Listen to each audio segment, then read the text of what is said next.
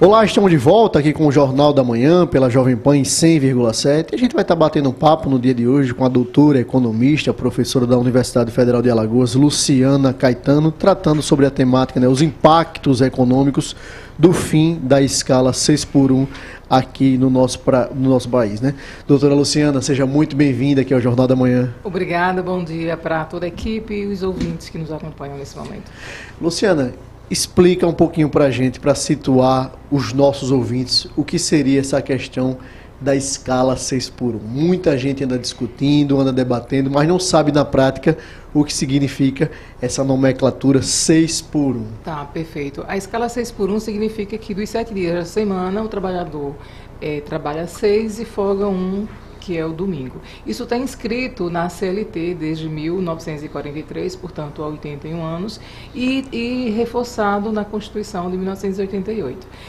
O que é que está se reivindicando? Alguns países, inclusive países mais desenvolvidos, como Alemanha, Reino Unido, França, Islândia, Bélgica, são países que já vêm experimentando a escala 4x3, inclusive já reduziram de 5. Assim, hoje os servidores públicos têm 5x2, o setor privado 6x1. Então, alguns países, inclusive, já estão avançando na escala 4x3 e outros países, como Dinamarca, Noruega, já têm uma carga horária hoje entre 32 e 33 horas semanais, o que significa menos de 6 horas por dia, se a gente contar 6 dias semanais, então 6 dias por semana. Então, o que a gente tem é já um avanço em alguns países com relação à jornada de trabalho, compreendendo que isso pode resultar no aumento da produtividade, na melhoria do desempenho, e não o contrário, como alguns tentam fazer parecer crer, que é um prejuízo para a economia. Você pode ter uma redução de jornada de trabalho, mas você tem, por outro lado, uma possibilidade de ingresso de novas pessoas no mercado de trabalho, assim como um melhor desempenho de toda a equipe inserida nesse mercado de trabalho. Então, eu acho que poderia ser testado, pelo menos, ao invés de a gente sair numa guerra, como se isso fosse quebrar a economia, porque esse discurso também foi mantido em outros períodos, quando começa o trabalho assalariado, como a própria CLT, quando ela é instalada. Então, sempre que há um movimento no país, no sentido de assegurar direitos trabalhistas, há uma resistência muito grande dos empregadores, acreditando que vão perder lucratividade, que as empresas vão quebrar e que isso vai piorar a situação econômica e social do país. Professora Luciana, e por que isso ser discutido através de uma PEC, que é um projeto de emenda constitucional? Explica um pouquinho para nossa sociedade, para a nossa audiência, por que isso é discutido através de uma PEC, de um projeto de emenda à Constituição, e o que isso poderia, de fato, melhorar na prática a vida do trabalhador, caso haja clima, na Câmara Federal, no Senado, para que essa matéria seja aprovada. A única possibilidade de alteração nas condições de trabalho hoje, não é nem nas condições de trabalho, na regulação da jornada do trabalho, é através da mudança da legislação.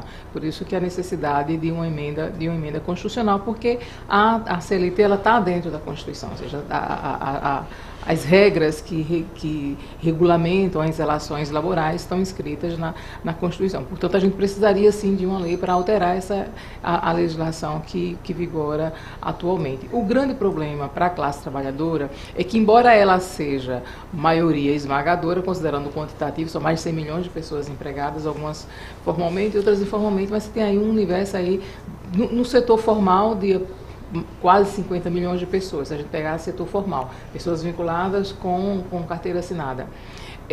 Então, e você tem uma classe empresarial que é muito menor. Todavia, a gente tem na Câmara dos Deputados, no Congresso Nacional, uma representação muito mais forte da classe empresarial. Portanto, a gente tem uma disparidade de força. Conservadora, podemos dizer também? Conservadora, e mais do que isso, que é ávida por lucros, Porque conservadora a gente vai mais para outras questões, mas conservadora no sentido de manter o status quo, de manter lucros muito elevados, acreditando que menos salários representa mais lucros. O que a gente tem, principalmente nas grandes corporações, nas últimas 3 décadas, é uma brutal concentração de capital graças a uma superexploração da força de trabalho.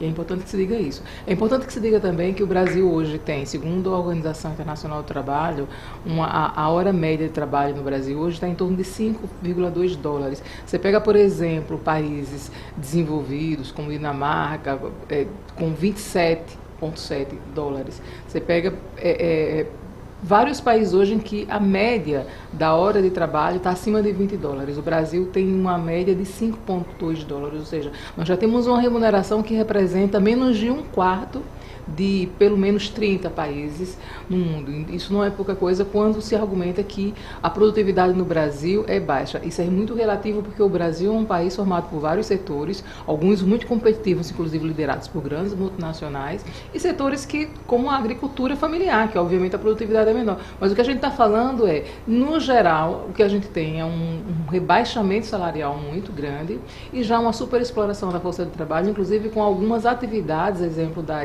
dos que trabalham através de plataformas digitais, com uma jornada que chega a 12 horas a depender da circunstância. Pessoas que, para pagar uma conta, ela tem que ultrapassar muito a sua jornada habitual para conseguir dar conta de honrar seus compromissos mensais. Professora Luciana, a gente pode dizer então que são escravos da vida moderna, por exemplo, essas pessoas que trabalham de sol a sol e têm apenas um dia na semana, que muitas vezes utilizam esse dia na semana apenas para descansar o seu corpo físico, descansar a sua mente. E, de fato, se isso diminuísse essa jornada de trabalho, será que essa produtividade não melhoraria de alguma forma? E será que essa qualidade, aspas, de vida não podia também desembocar em outras questões sociais, como a utilização menor do Sistema Único de Saúde, uma pessoa tem tempo de fazer uma atividade física, enfim, isso não poderia desembocar em outras coisas positivas enquanto nação? Ou até mesmo, complementando esse seu questionamento, até mesmo essas pessoas, elas utilizam esse único dia de folga, né, se não for num fim de semana, por exemplo, a depender da escala, para resolver alguma questão burocrática, algum problema, uma consulta médica, e aí muitas vezes essa pessoa ela não consegue nem descansar, porque ela acaba utilizando esse único dia de folga para resolver questões da vida, mesmo da vida prática, e ela não consegue descansar. Tem muito essa questão também, né, professora? Tem, e o que é mais importante, reforçando os elementos que vocês já trazem, é que aproximadamente 13% da população mundial da classe trabalhadora já convive com adoecimento mental decorrente do estresse, da sobrecarga desse mundo moderno que exige cada vez mais, não só de uma jornada de trabalho muito extensiva, mas também uma pressão por produtividade sob o risco de você estar fora do jogo a qualquer momento. Então você tem aí um nível de pressão hoje sobre a classe trabalhadora como jamais visto em toda a história do capitalismo, desde o século XVIII, e a gente tem o resultado disso, que é esse adoecimento físico e mental, sobrecarregando o SUS ou para aqueles que conseguem ter um plano de saúde. Mas a grande maioria da população, pelo menos a população, 80% da população brasileira é usuária somente do SUS, porque não tem condição de bancar esse serviço no setor privado. E isso, de um certo modo, acaba também voltando para a classe, para o setor produtivo, porque o adoecimento mental, assim como essa estafa, ela tende a comprometer a produtividade dos indivíduos, seja no serviço que é mais mental, que é mais intelectual, seja o trabalho mesmo físico, mais braçal. Então você tem, sem sombra de dúvida, o problema é que a classe empresarial, ela ainda é movida por uma máxima ricardiana, que é mais lucro, mais salário resulta em menos lucro, o que significa que uma jornada de trabalho também reduzida vai desembocar, pela perspectiva da classe empresarial, no mesmo caminho que seria uma redução do lucro. Pode acontecer o contrário, o que a gente pode ter, na verdade, é um retorno muito maior, graças a uma folga que você dá à estrutura física e mental dessa classe trabalhadora. E fazendo esse link com o que a professora Luciana Caetano está colocando aqui, fazer uma fala, né? Eu, em diálogo com o superintendente de trabalho aqui do Estado de Alagoas, o Cícero Filho, ele me colocou um dado alarmante, que de 2019 para cá, foram 13 mil suicídios no Brasil, e desse número, 10 mil são trabalhadores. Ou seja, há algum link, há algum estudo a se fazer, alguma pesquisa a se fazer, ou seja, não são pessoas que estão depressivas não são casos em casa. isolados, né, não são João? pessoas que estão deitadas em casa, são pessoas ativas na sociedade, ou seja, uma massa trabalhadora que produz, que está no dia a dia, que está no cotidiano, ou seja, há uma ligação com esses adoecimentos mentais, com essas pressões do cotidiano, no dia a dia, ou seja, e aí, fazendo essa colocação, qual o papel hoje, professor Luciano, da academia nesses debates, nessas discussões, como a academia pode contribuir para, de fato, defender a questão, a pauta do trabalhador na vida real? Eu acho que a gente precisa intensificar e ampliar esse debate com a sociedade através de audiências públicas, publicação de artigos, entrevistas, como a gente tem feito. Eu já li vários artigos de professores pesquisadores. Eu sou pesquisadora da área do trabalho também. Meu doutorado foi na Unicamp, na área de Economia Social e do Trabalho. Vários colegas meus já têm, inclusive, se pronunciado, inclusive em grupo. Então, assim, há um movimento que eu acho importante, que está crescendo e que talvez cresça ainda mais com a participação, sim, da academia, que eu acho que é importante, porque a academia ela tem a capacidade de trazer elementos, inclusive dados comparativos com outros países, e trazer dados estatísticos que, de um certo modo, respaldem esse movimento em defesa de uma redução da jornada de trabalho, né? Que hoje é 6x1, a ideia é que, ou 4x3, mesmo que seja 5x2, já é um avanço, mas é importante que a gente tanto reduza a quantidade de horas por dia, como o número de dias por semana, numa perspectiva de a gente reduzir esse adoecimento e quiçá, melhorar o nível de produtividade dessa classe trabalhadora. Esse assunto ele vem gerando assim muitas discussões também nas redes sociais, né? E aí é um debate sem fim, mas é importante também que todo mundo se mobilize e vá entendendo de fato como essa proposta ela funciona, né? Mas algo que me chamou muita atenção nesses comentários, né, nesses debates mesmo, é sobre a questão, muita gente, professora, pensa que essa questão do fim da escala 6x1, 5x2, né, trabalha 5 e folga 2 dias. Muita gente pensa que a empresa ela vai fechar por 2 dias. Ou muita gente já associa que é trabalhar de segunda a sexta e automaticamente fecha no sábado e no domingo. Então, muita gente já começa a questionar.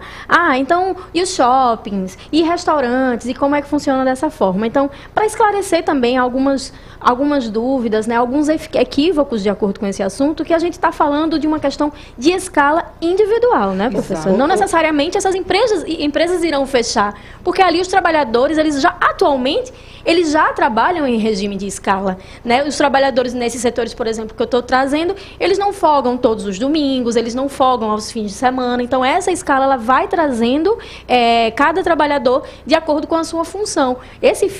Essa nova possibilidade seria dentro de uma escala também, não é isso? Não, e antes da professora colocar, existe, Natália, né, professora, um movimento de fake news na rede social, de desinformação. Pessoas dizendo assim, o centro de Marcel vai fechar agora, já que essa escala vai passar Câmara, no Congresso Federal, ou seja, a farmácia vai estar fechada. Enfim, está se criando um movimento assim, de desinformação, ou seja, por uma parte da sociedade, ou seja, altamente pautado na desinformação, justamente para desmobilizar a classe trabalhadora através do seio da sociedade. É realmente muito importante você estar tocando essa temática hoje, viu? E você tem setores como, por exemplo, o setor de saúde, que funciona 24 horas por dia, pelo menos alguns subsetores dentro do setor de saúde. E, exatamente, trabalhar com escala. Quando você reduz a escala individual, a tendência é que você abra janelas de oportunidade para o ingresso de mais pessoas. Hoje a taxa de desemprego ela é mais alta entre o recorte etário de 18 a 24 anos. Ele chega a 12% aproximadamente. Ele varia aí entre 9% a 18%, a depender do ano e do trimestre que você tome como referência, pegando a PNAD contínua publicada pelo IBGE. E uma coisa que me chama muito a atenção nesse debate é que o que a classe empresarial tenta chamar a atenção é sempre a abordagem a partir da dimensão econômica, usando a narrativa de que isso vai quebrar as empresas, vai diminuir os lucros e vai produzir uma quebradeira. É um terrorismo. Mas não se coloca a variável de qualidade de vida da sociedade como um todo, né? E eu acho que é um argumento que precisa estar nesse debate, ou seja, como doutora, geração de mais emprego, de mais renda, mais dinheiro circulando, mais consumo, enfim, tem outro lado da moeda. Será que de fato não seria o contrário? Realmente iria girar muito mais essa roda da economia? Mais, a partir da possibilidade de ingresso de mais pessoas, porque na hora que, vamos imaginar que uma empresa tenha 10 pessoas, se nesse remanejamento ela precisar de 11, isso é positivo para a economia, porque você tem mais gente com poder de consumo, gerando mais girando a roda da economia mesmo. Então a ideia é essa, é reduzir um pouco a sobrecarga dessa classe trabalhadora que está inserida no mercado de trabalho, já submetida a um nível de pressão pela competitividade que se estabelece entre os trabalhadores e de um certo modo, tanto do ponto de vista social quanto do ponto de vista econômico, colher os frutos disso. A questão é que a classe empresarial ela já teme a uma possibilidade de redução, de diminuir a exploração da força de trabalho, tentando convencer a própria classe trabalhadora de que ela vai ser prejudicada com isso. O que a gente precisa é de mais apoio dessa classe trabalhadora, um debate que seja transparente, que seja honesto e que traga os elementos para que a população possa compreender o que isso significa na prática e a gente possa testar como alguns países já fizeram, ou seja, os países mais desenvolvidos como Dinamarca, Islândia, Alemanha, do Reino Unido, França, me parece que até os Emirados Árabes também já estão testando a escala 4x3. E vários países na Europa já estão reduzindo a jornada de trabalho de 40 para 36, ou para 32 ou 33 horas. Então, acho que a gente pode fazer esse movimento considerando que a nossa remuneração já é muito rebaixada com relação a esses países. Doutora, professora da Universidade Federal de Alagoas, economista, Luciana Caetano, muito obrigado pela participação hoje aqui no Jornal da Manhã. Assim, um papo extremamente pedagógico, elucidador, que a gente possa conversar em outras oportunidades sobre essas e outras temáticas tão importantes, tão caras para a nossa sociedade como um todo. E quero deixar aqui um convite público para que a senhora esteja aqui em outras oportunidades e também quero deixar um espaço para suas considerações finais. Quero que sintam-se todos e todas abraçados e abraçadas e a gente precisa fortalecer esse movimento de luta porque a classe trabalhadora, de forma isolada, não consegue avançar e a gente teve, nos últimos anos, retrocessos significativos no que diz respeito à CLT. Um exemplo foi a reforma trabalhista, outro foi a reforma previdenciária. Então, a gente precisa de união e de um processo de conscientização dessa classe trabalhadora, de modo a envolvê-la politicamente nessa disputa, e ela é importante, inclusive, para melhorar as condições de trabalho que é muito precarizado hoje no Brasil.